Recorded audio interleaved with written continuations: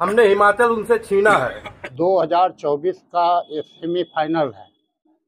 पूरा भारतीय जनता पार्टी के 28 मंत्री वहां लगाए गए थे। आज भारतीय जनता पार्टी का विकल्प सिर्फ भारतीय जनता पार्टी है, दूसरा कोई नहीं है। नरेंद्र मोदी हमारे देश के ही नहीं दुनिया के नायक हैं। आप जानते हैं कि ये चुनाव पूरा प्रतिष्ठा का सवाल था और 2024 का ये सेमीफाइनल है।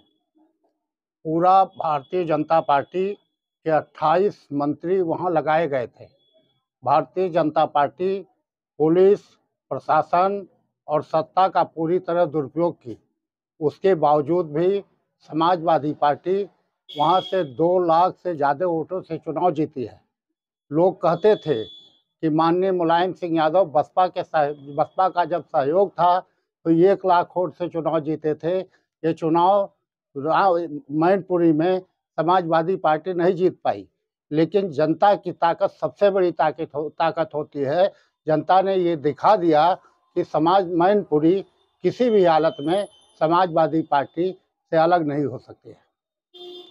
देखिए, देश का सबसे संवेदनशील और प्रखर बौद्धिकता से संपन्न राज्य है गुजरात।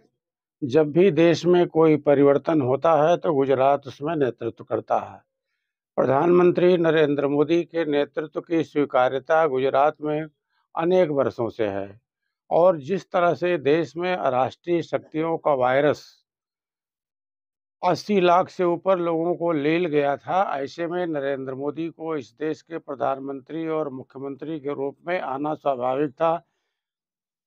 आज जो गुजरात की जीत है वो सिर्फ नरेंद्र मोदी की ही नहीं, संपूर्ण भारतीय जनता पार्टी की है।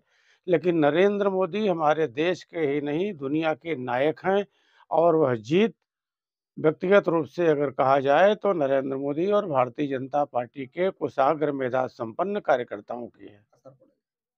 लोकसभा चुनाव में भारतीय जनता पार्टी के लिए कोई चुनौती नहीं है। जिस तरह से कांग्रेस समाप्त हो रही है उसके बाद भारतीय जनता पार्टी का विकल्प सिर्फ भारतीय जनता पार्टी है, दूसरा कोई नहीं है। और 2024 में फिर नरेंद्र मोदी के नेतृत्व में सरकार बनेगी और प्रचंड बहुमत के साथ बनेगी। प्रदर्शन पर कांग्रेस पार्टी समीक्षा करेगी, लेकिन मैं कहना चाहता हूं कि ये ब्रांड मोदी जो पूरे देश में घूम घूम कर भारतीय जनता पार्टी के कार्यकर्ता कर रहे थे, मैं मानता हूं कि ब्रांड मोदी अब सिकुड़ता जा रहा है।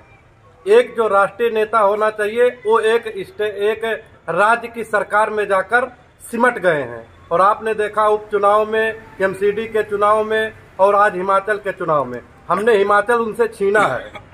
और जहां जहां विपक्ष मजबूत है वहां वहां भारतीय जनता पार्टी हार रही है। और ये ब्रांड मोदी का मैजिक अब सिकुड़ता जा रहा है।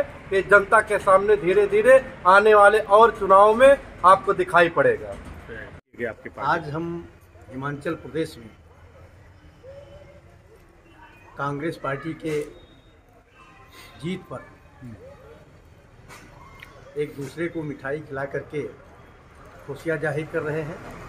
निश्चित रूप से जिस तरीके से राहुल गांधी